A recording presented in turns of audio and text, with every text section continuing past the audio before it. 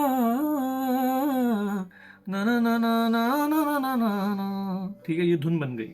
इसके बाद इसका म्यूजिक प्रोड्यूस होता है कि बीट कैसे आएगी, गिटार कैसे बजेगा, बेस गिटार में क्या होगा, पियानो पे क्या बजेगा, कौन से एलिमेंट्स रखने हैं कौन से नहीं। ये एक बहुत ही इंपॉर्टेंट डिसीजन होता है जो किसी भी सॉन्ग को इट कैन मेक इट और ब्रेक इट। उसके उसके बाद आता है और भी इम्पोर्टेंट जो एक एलिमेंट है, वो है लिरिक्स। तो अब इस ट्यून के ऊपर लिरिसिस्ट ने लिखा, ओ सोनिए तेरा मेरा साथ यूं ही रहना। ये सारा चीज़ जब बन जाती है, ठीक है, उसके बाद हम एक सिंगर को बुलाते हैं। वो गाना मैं भी गा सकता था। इनफैक्ट उस फिल्म में वो जो डायरेक्टर थे, उनको मेरी आवाज़ में वो गाना इतना पसंद आया था कि दे सेड कि why are you getting anybody else to sing it, but I thought कि मैंने ये सॉन्ग अरिजीत भाई की आवाज़ को दिमाग में रख के बनाया है, राइट? तो मैं चाहता हूँ कि वही गाएं। And when Arijit heard the song he said कि I love it, let's do it, ठीक है। और ये 2010-11 की बात है। तो हाँ, उसके बाद देन प्रोसेस ये होता है कि फिर वो सिंगर है, वो आपका गाना आपसे सीखता है पहले कि कैसे इसको गाना है, ठीक है। फिर वो मल्टीपल टेक्स होते हैं, स्टूडियो में आते हैं, इस तरह के माइक्स होते हैं जिसपे गाना रिकॉर्ड होता है, ठीक है, एक प्रॉपर स्टूडियो में जाके। और फिर वो सारी जो लेयर्स हैं म्यूज़िक की, ठीक है, मैं आपको दिखाऊंगा एक सेशन मेरा कैसा होता है। वो लेयर्स के साथ फिर हम वो गाना कंप्लीट करते हैं and then we give it to the film director. अब इस केस में क्या होता है, I am working as a commissioned music composer for a film, जहाँ पे शुरू में आपको इतना पैसा नहीं मिलता, but once you establish your name तो आप अक्सर इतना पैसा कमा लेते हो एक दिन में जितना शायद कोई एक सैलरी वाला बंदा 2-3 साल में कमाता होगा क्यूमुलेटिवली। उतना आप एक गाने से कमा लेते हो। सो that is what I do. अभी मैं फिल्मों में उतना ज़्यादा म्यूज़िक नहीं दे रहा हूँ क्योंकि मैं अपना म्यूज़िक का जो राइट्स है वो मैं ओन करना चाहता हूँ, ठीक है। If you follow AP Dhillon, आपने उनका भी एक रिसेंट कोई इंटरव्यू देखा होगा जहाँ पे वो बोल रहे हैं कि why he is not doing films. क्योंकि फिल्म्स में क्या होता है कि आपका जो गाना है वो आपने बेच दिया, उसके बाद you have no rights to ever use that song. अब आज अगर मुझे पता है कि ओ सोनिए मेरा एक बहुत बड़ा गाना है, बट उसके राइट्स मैं बेच चुका हूँ किसी म्यूज़िक कंपनी को। So if I want to now release that song officially in my voice, I have to go back to that company and ask for permission कि क्या मैं अपने गाने का ही एक वर्जन निकाल के दे सकता हूँ। और होगा ये कि वो वर्जन भी will go to the label and they will monetize it. So I have no ability to monetize the content, take a percentage of the revenue that is generated from that song apart from the royalties, ठीक है। Royalties बहुत ही एक छोटा सा amount होता है। हाँ ठीक है, बड़े गानों में वो रॉयल्टी का अमाउंट भी बहुत बड़ा हो जाता है। अगर मेरे 100 फिल्मों के गाने हैं और उसमें से 10 गाने भी हिट हैं, तो मुझे आप समझ लीजिए साल का 30 से 40 लाख रुपए सिर्फ रॉयल्टी आ जाएगी, जहाँ पे मुझे कुछ नहीं करना, मैं बैठा हूँ, I will just receive cheques quarterly, right. अगर उतने सारा बड़े गाने आपके नहीं हैं तो वो अमाउंट कम हो जाता है। बट मेनली ये है कि बहुत सारे सोर्सेज ऑफ इनकम होते हैं एक म्यूजिशियन के। रॉयल्टीज़ होती हैं, लाइव शोज होते हैं, ये कमीशन प्रोजेक्ट्स होते हैं जहाँ पे वी सेल अ सॉन्ग। शुरू में आप जब मैंने ये ओ सोनिए गाना किया था तो मैंने 1 लाख रुपए में बेचा था। आप सोचो, उसमें अरिजीत की फीस भी है, मतलब मेरे पास एक पैसा नहीं बचा था बिकॉज मेरे लिए वो अपॉर्चुनिटी थी। तो वो पूरी फिल्म के अंदर मैंने पूरे सारे गाने किए थे, हर गाना आई थिंक मैंने 1 लाख रुपए लिया था पर सॉन्ग। तो उस पूरे प्रोजेक्ट का कॉस्ट था मेरे को 10 लाख रुपीज़ मिले थे एट द एज ऑफ 22 और 23, विच at that time seemed a very big amount. अब उतने रेट में हम एक गाना भी नहीं करते. Now even if somebody wants to get one song, they have to pay a very high fee because I have a proven track record कि अच्छा मैं फिल्मों में गाने दे चुका हूँ.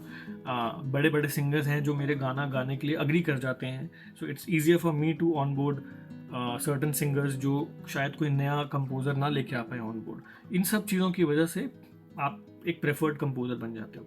Now for the same reasons why lot of independent musicians are not entering Bollywood. मैंने भी बॉलीवुड से थोड़ा सा साइड लाइन कर लिया अपने आप को. जब मैं यहाँ आया I started focusing on my journey as an independent artist कि मैं अब अपना म्यूज़िक निकालूंगा so that I own the music. कल को कोई भी म्यूज़िक अगर बड़ा होता है, कुछ हिट होता है, तो वो गाना ऑटोमेटिकली फिल्म में आ जाएगा.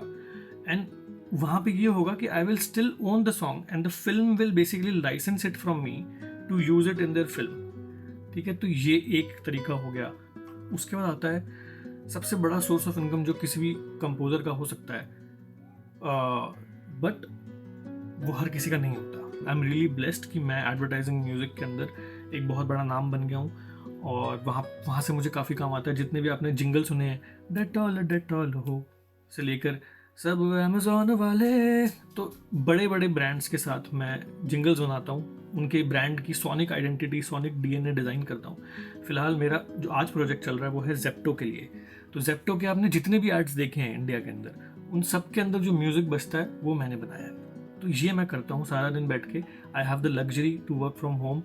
अपने टाइम के हिसाब से मैं काम कर सकता हूँ. कभी कभी कुछ प्रोजेक्ट्स होते हैं जहाँ पे डेडलाइंस होती हैं, but mostly because of my experience and because of my positioning in the industry, I do get a lot more time than what a new composer would have gotten.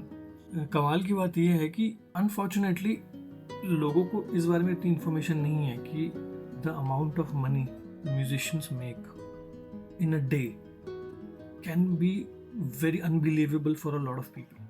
क्योंकि वो industry का उनको पता ही नहीं है. Because हम generally 95% of the people of the population they are into कि हाँ आप इंजीनियर हो तो आप इतने कमा लोगे, आप MBA हो तो आप इतने कमा लोगे, ठीक है, डॉक्टर हो तो इतना कमा लोगे. पर इन सबसे ज़्यादा पैसा कमा सकता है एक म्यूजिशियन.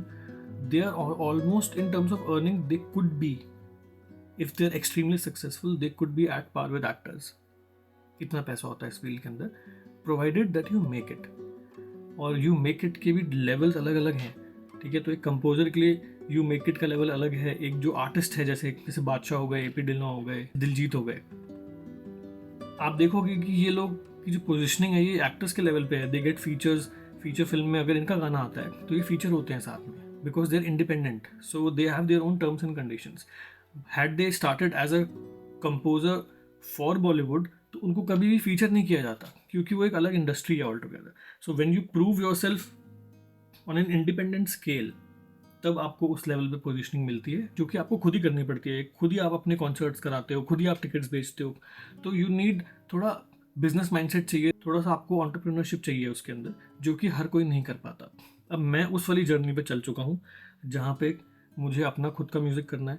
तो मैं हर महीने कोशिश करता हूँ एक गाना निकालूँ, बट कभी कभी मेरा शेड्यूल ऐसा होता है कि मेरी कमीशन जो प्रोजेक्ट्स होते हैं उसमें इतना ज़्यादा मैं टाइड अप होता हूँ कि मैं गाने नहीं निकाल पाता. इनफैक्ट जब मैं 2016 में बॉम्बे गया था, 16 कह रहा हूँ 2006 में, तो मैं इनिशियली एक सिंगर बनने के लिए गया था. बट वहाँ जाके मैंने कुछ स्टूडियो सेशंस किए जहाँ पे मैं असिस्टेंट था स्टूडियो में. मैं बहुत डेस्परेट था कि मुझे देखना स्टूडियो में क्या होता है जब सिंगर्स आते हैं तो कैसे गाते हैं. वहाँ जाके मेरी पूरी सोच बदल गई, because when I saw people like Vishal Bhardwaj when they were working in the studio, कई दिन तक काम कर रहे हैं स्टूडियो में. ठीक है, उसके बाद मैंने देखा अजय अतुल को काम करते हो तो कई दिन तक म्यूज़िक बना रहे हैं बहुत पैशनेटली. ना आई थॉट कि प्रोसेस कितने इंटरेस्टिंग है कि जो बैठे हैं म्यूज़िक बना रहे हैं, एक एक आइडिया आ रहा है उसको फिर कीबोर्ड से बजा रहे हैं, फिर लाइव म्यूजिशियन आता है, फिर वो आपके आइडिया को रेप्लिकेट करके लाइव म्यूज़िक से बजाता है. ठीक है, तो उस पूरे प्रोसेस में फिर एंड में सिंगर आता है, वो गाना सीखता है और गाता है. करेक्ट. तो उस पूरे प्रोसेस में मुझे ऐसा लगा एज एन आर्टिस्ट कि अच्छा, तो एक singer is also just like one of the musicians who has played a role in the song. ठीक है, एक बंदे ने बेस गिटार बजाया, एक बंदे ने ड्रम बजाया, एक बंदे ने इलेक्ट्रिक गिटार बजाया, एक बंदे ने मैंडोलिन बजाया. ठीक है, और एक बंदा आया और उसने जो ट्यून है उसको अपनी आवाज़ से बजाया, करेक्ट, गाया उसको. And then I felt really bad. I felt कि यार इसका मतलब ये है कि सबसे ज़्यादा मेहनत जो ये लोग करते हैं, म्यूज़िक कंपोजर्स और म्यूज़िक प्रोड्यूसर्स जो म्यूज़िक बना रहे हैं, लेकिन एक सिंगर आता है और सारा क्रेडिट सिंगर को चला जाता है। आई थॉट ये गलत है। अगर सिंगर को क्रेडिट जा रहा है, इसका मतलब ये होना चाहिए कि सिंगर ने ही वो गाना बनाया हो और प्रोड्यूस किया हो, तब इसका सेंस बनता है। जो कि आप देखते हो कि इंडिपेंडेंट इंडस्ट्री में ऐसा होता है। इंडिपेंडेंट म्यूजिक जो भी लोग कर रहे हैं वो मोस्टली अपना गाना खुद बनाते हैं, खुद प्रोड्यूस करते हैं, इसलिए उसकी क्वालिटी शायद बॉलीवुड जितनी अच्छी ना हो, लेकिन वो जो भी है वो उनकी अपनी क्रिएटिविटी है। इसको लेकर आ गया हूँ खींचू। Do you like this?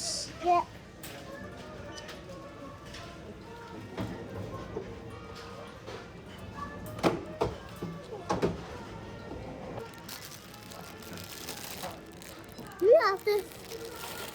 Yeah, sure. But I can't get that water.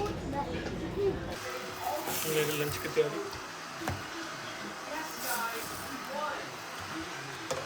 तो my work looks something like this. अभी मैं एक जेप्टो के ऐड के लिए ही म्यूज़िक बना रहा हूँ। सो इस तरह से मैं लेयर्स ऐड करता हूँ।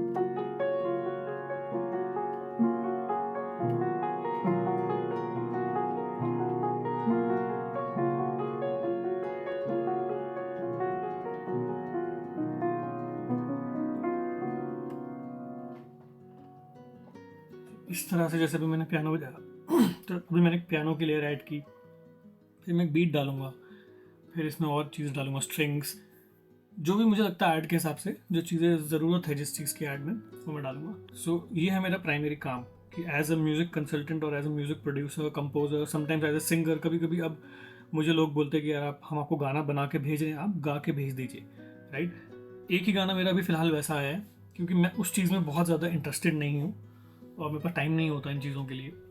और होता क्या है ना, किसी और का गाना गाना बड़ा मुश्किल होता है, specifically when you are composer, क्योंकि as a composer your brain is wired to experiment, कि यार इसको इस तरह से गा के देखते हैं, इसको ऐसे करके देखते हैं। और जब आप किसी और के लिए गाते हो तो सामने वाला बंदा अगर उतना ओपन माइंडेड नहीं है कि मैं भी नहीं था शुरू में जब मैं अपना गाना बनाता था।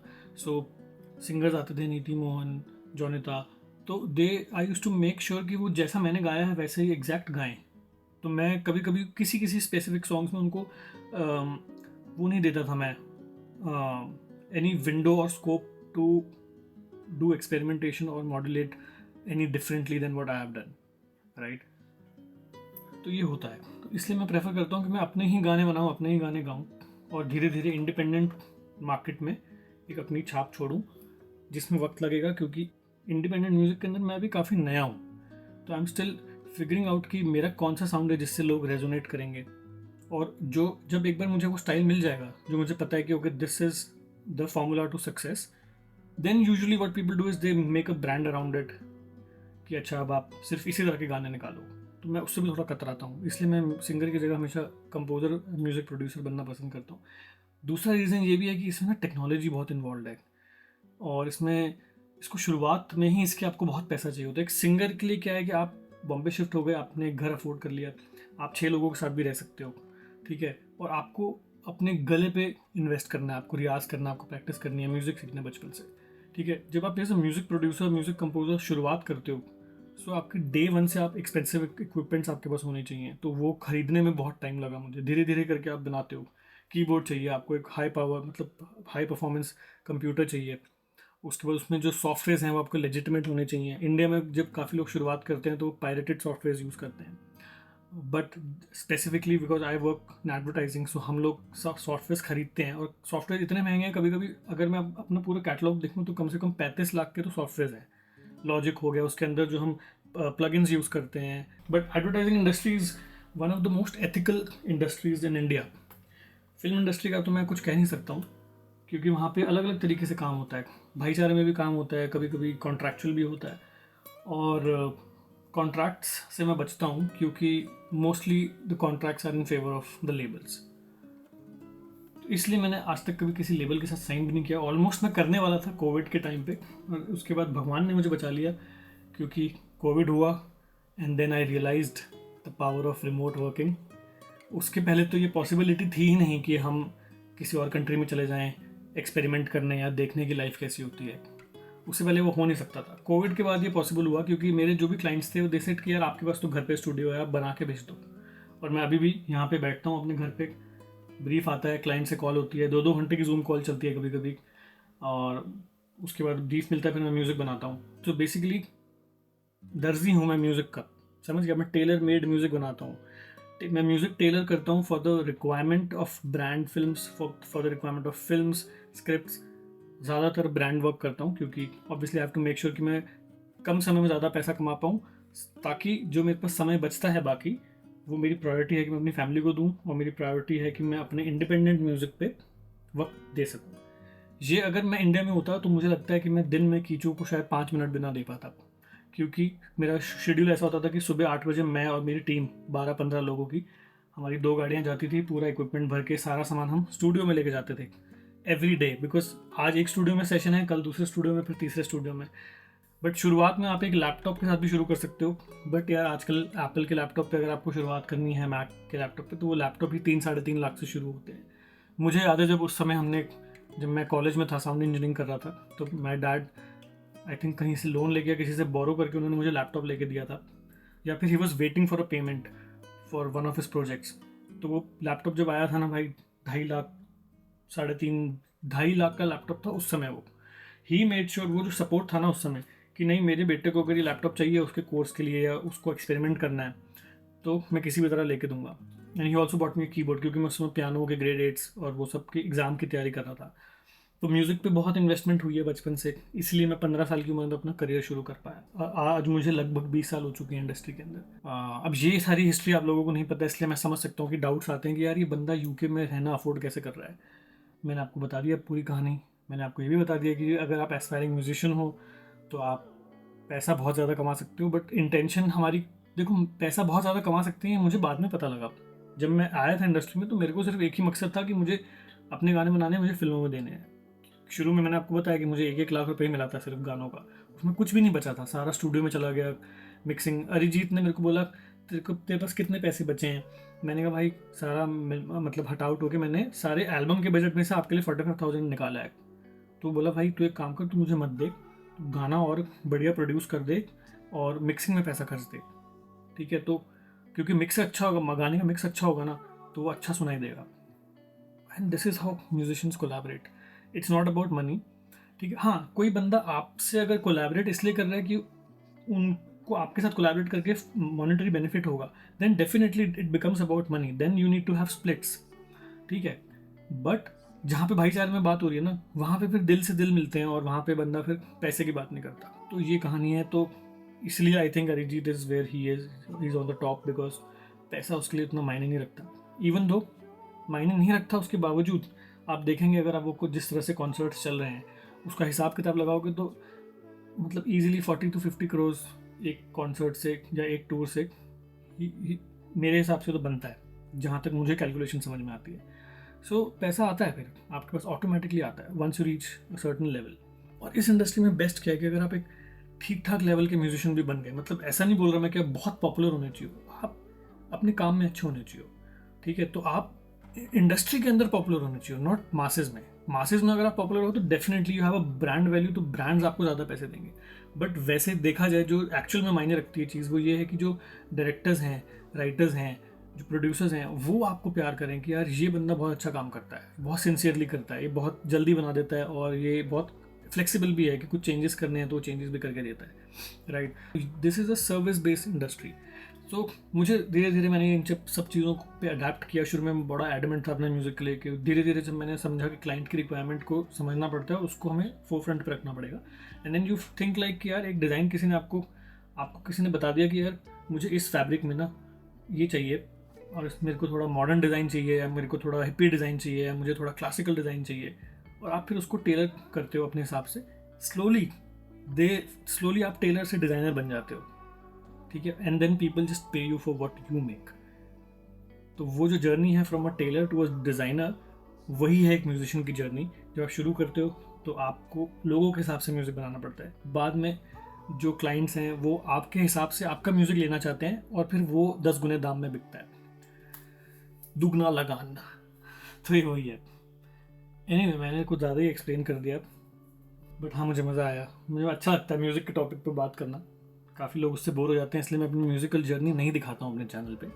बट क्योंकि किसी के दिमाग में एक कॉन्फ्लिक्ट आया और ये डाउट आया एंड उनकी क्यूरोसिटी हुई कि ये एक बंदा करता क्या है ये। फ़िलहाल एक ऐड चल रहा है जिसमें अभी अभी अप्रूव होने के बाद एक रिक्वेस्ट आई है चेंज करने की कि एंड में ना आप पियानो डाल दो instead of the beat. Thank you so much for watching. आज का व्लॉग इतना ही। चैनल को सब्सक्राइब करके सपोर्ट करने के लिए बहुत बहुत शुक्रिया। और मेरी इंडिपेंडेंट म्यूज़िक जर्नी को सपोर्ट करने के लिए आप स्पॉटिफाई या एप्पल म्यूज़िक पे मुझे फॉलो कर सकते हैं और ये जो नया सॉन्ग आया है कारीगर, इसको आप स्ट्रीम कर सकते हैं। Thank you so much. मिलते हैं बहुत जल्द।